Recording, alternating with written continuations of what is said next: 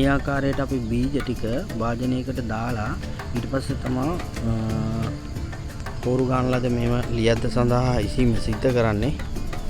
අපි දැන් ඒ සිදු කරන ආකාරය කෙසේද කියලා බලමු.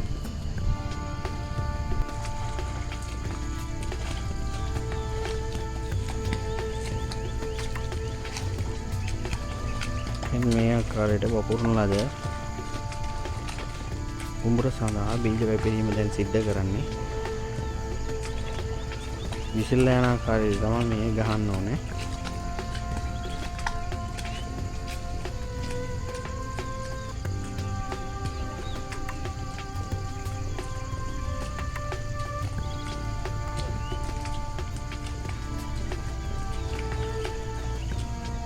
වපුරන ලද සම්පූර්ණ ලියද්ද සඳහා මේ ආකාරයට වීසීම සිද්ධ කරනවා. විසිරලා යන ආකාරයට බීජ ඩවල වැටීමට සලස්වනවා.